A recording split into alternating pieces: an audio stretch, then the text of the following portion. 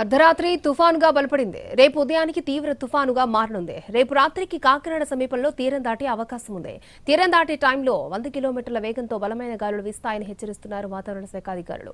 ప్రస్తుతం పశ్చిమ వాయువ్య దిశగా పయనిస్తూ కాకినాడకు ఆగ్నేయంగా 680 కిలోమీటర్ల దూరంలో కేంద్రీకృతమైంది.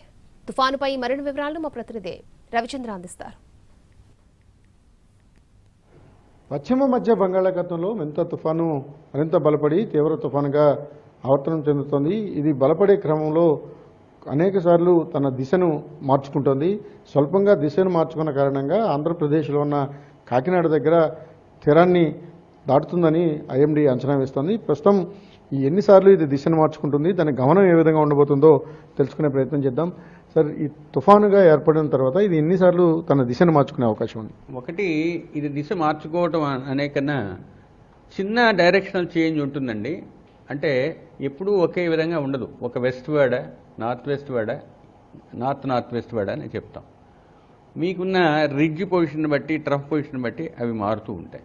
ఇప్పుడు ఇక్కడ వెస్ట్తో మొదలైన నియర్లీ వెస్ట్ వర్డ్స్ ముందు మూవ్ అయింది. తర్వాత వెస్ట్ నార్త్ వెస్ట్ వర్డ్స్ అంటారు, అంటే పశ్చిమ వాయువ్య దిశలో తర్వాత వెళ్ళింది. రాబోయే కొంతకాలం వాయువ్య దిశలో కొనసాగుతుంది. వాయువ్య దిశ తర్వాత ఉత్తర వాయువ్య దిశలో వెళ్ళే అవకాశం ఉంది. కాబట్టి తీరాన్ని తాకే సమయంలో ఈ గ్రీన్ కలర్ ఉన్న బెల్ట్ ఏరియాలో విండ్ స్పీడ్స్ 90 నుంచి 100 వరకు ఉండే అవకాశం ఉంది. అంటే కాకినాడ చుట్టుప్రక్కల ఆ ప్రాంతం కనిపిస్తుంది. సముద్రంలో కూడా ఆ విధంగా ఉంటుంది. ఇక ఈ వైలెట్ కలర్ ఉంది కదా, ఈ వైలెట్ కలర్ ఉన్న ఏరియాలో 33 నుంచి 50 అంటారు నాట్స్లో, అంటే 60 కిలోమీటర్ల నుంచి 100 కిలోమీటర్ల 95 కిలోమీటర్ల వరకు గాలులు ఉండే ప్రాంతం అంతా ఇది. ఈ ఎక్స్టర్నల్ ఉంది, దీన్ని గ్రే కలర్ అంటాము. ఈ యాష్ గ్రే కలర్లో ఉన్న ఏరియా 28 నుంచి 33, అంటే అప్రాక్సిమేట్లీ 52 నుంచి 60 కిలోమీటర్ల వేగంతో గాలులు వీచే ప్రాంతం. కాబట్టి ఈ విధంగా ఉండే విండ్ సూచికని క్వాడ్రంట్ విండ్ డిస్ట్రిబ్యూషన్ అంటారు. ఐఎండీ దీని మీద నిశ్చితంగా పరిశీలించి ఏ విధంగా గమనంతో పాటు విండ్ ఏ ఏరియాని ఎఫెక్ట్ చేస్తుందో సూచించడం జరుగుతుంది. ఈ 3 కాన్సెంట్రిక్ ఏరియాస్లో ఒక ఏరియా హయ్యెస్ట్ ఉంటుంది, అది మ్యాక్సిమం విండ్ ఇంపాక్ట్ ఉండే ఏరియా. కాబట్టి ఆ ఇంపాక్ట్ ఉండే ఏరియా కాకినాడ చుట్టుప్రక్కల అటు ఇటు కూడా ఒక 50-60 కిలోమీటర్ల వరకు ఆ ఏరియా ఉంది. ఆ ఏరియా అంతా కూడా ఈ 90 నుంచి 100 కిలోమీటర్ల వేగంతో గాలులు వీచే అవకాశం. తీవ్ర తుఫాను తీరాన్ని తాకినప్పుడు ఉప్పెన సంభవించడానికి అనుకూలించే పరిస్థితులు ఏమిటి? అసలు ఆ ఉప్పెన ఏ విధంగా ఏర్పడుతుంది? ఒకటి, అసలు తుఫాను ఏర్పడమే అల్పపీడనంతో ఏర్పడుతుంది. ఎంత ప్రెషరు, సెంట్రల్ ప్రెషర్ తగ్గుతుందో దానికి అనులోమానుపాతం కాకుండా విలోమానుపాతంలో అంత ఎత్తున సీ యొక్క వాటర్ లెవెల్ రైజ్ అవుతుంది. దాన్ని ఇన్వర్టెడ్ బారోమెట్రిక్ ప్రెషర్ అంటారు. మీకు ఒక 10 మిల్లీబార్ల ప్రెషర్ తగ్గిందనుకోండి, 10 మిల్లీబార్స్కి కొంత వాటర్ లెవెల్ రైజ్ అవుతుంది. దీంతో పాటు స్వెల్ వేవ్స్ వస్తుంటాయి వాటి వల్ల. ఇవి కాకుండా యాస్ట్రనామికల్ టైడ్స్ అంటారు, అంటే అమావాస్య పౌర్ణమి రోజుల్లో భూమికి చంద్రుడికి ఉన్న గురుత్వాకర్షణ వల్ల కూడా ఈ లెవెల్ రైజ్ అవుతుంది. అందుకనే సముద్రంలో అప్పుడు ఉన్న యాస్ట్రానామికల్ క్యాలెండర్ డేట్ని బట్టి కూడా మీరు చెప్పగలుగుతారు. అంటే తిథి అంటాం కదా, ఆ తిథిని బట్టి కూడా ఉప్పెన రైజ్ అయ్యే అవకాశం ఉంటుంది. If it is a new moon day or full moon day ఇంకొంచెం ఎక్కువ అలలు వస్తాయి. కాబట్టి అలల మీద మళ్ళీ ఇది ఒక 1 మీటర్ చెప్పాము మేము. అంచేత సాధారణ అలల కన్నా 1 మీటర్ ఎత్తు వరకు ఉప్పెన ఉండే అవకాశం ఉన్నది. అంటే కోస్తా తీరంలో, ప్రధానంగా కాకినాడ తీరంలో వచ్చిన తుఫాన్లు అనేసరికి వాటి యొక్క ఇంపాక్ట్ చాలా బలంగా ఉంటుంది.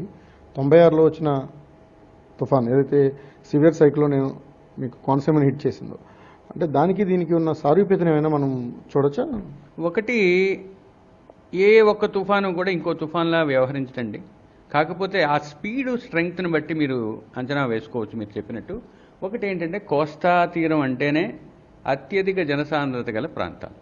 కాబట్టి ఇప్పుడున్న సమాచార సాధనాల వల్ల కానీ, మనకున్న ఇన్ఫర్మేషన్ కానీ, తర్వాత ప్రభుత్వం అందిస్తున్న ఒక రకమైన సహాయంతో కానీ జనాలను ఎవాక్యుయేట్ చేయాల్సి వస్తే ఎవాక్యుయేట్ చేయటం, వాళ్ళకి భద్రత కల్పించటం, ముందుగానే హెచ్చరికలు అందించటం, ఇవన్నీ కూడా మల్టీ ప్రాంగ్డ్ స్ట్రాటజీ ప్రకారం జరుగుతున్నాయి. కాబట్టి పెద్దగా భయపడాల్సిన అవసరం అయితే లేదు. కాకపోతే పాత సందర్భాల్లో జరిగిన తుఫాన్లు కూడా ఇంతకు దగ్గరలో అంతకన్నా ఎక్కువ కూడా వచ్చి ఉంటాయి.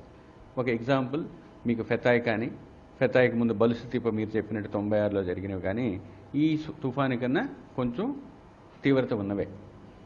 ఇప్పుడు ఎవరైనా తీర ప్రాంతంలో ఉన్న ప్రజలను ఖాళీ చేయించాల్సి వచ్చినప్పుడు మీరు అన్నట్టు స్టామ్ సర్జ్ లాంటిది వచ్చినప్పుడు ఆ ప్రాంతం అంతా నీట మునిగే ప్రమాదం ఉంటుంది. అలాంటి ప్రాంతాలు ఏమన్నా మనం నిర్దిష్టంగా ఆయా జిల్లాల యంత్రాంగానికి చెప్పాము. ఒకటి మాకు ఇన్కాయిస్ బులెటిన్ ద్వారా స్టామ్ సర్జు ఏ ఏరియాకి వస్తుందో జిల్లా యంత్రాంగానికి తెలియజేస్తామండి. సపోజ్ ఆ పర్టికులర్ జిల్లాలో ఏ ప్రాంతాలకి అటువంటి ముప్పు ఉంది, ఎంత హైట్ వరకు సీ లెవెల్ రైజ్ అవ్వచ్చు, అవి మేము అందిస్తాము. దాన్ని బట్టే యంత్రాంగం సరైన ఇచ్చేస్తుంది. కానీ ఇప్పటికున్న ఉజ్జాయింపు ప్రకారం 1 మీటర్ ఎత్తు వరకు ఈ ఉప్పెన వచ్చే అవకాశం ఉంది. కాబట్టి దానికి తగ్గట్టుగా యంత్రాంగం సరైన చర్యలు తీసుకొని జనాలకి సరైన మార్గదర్శనం చేస్తుందని ఆశిస్తాం.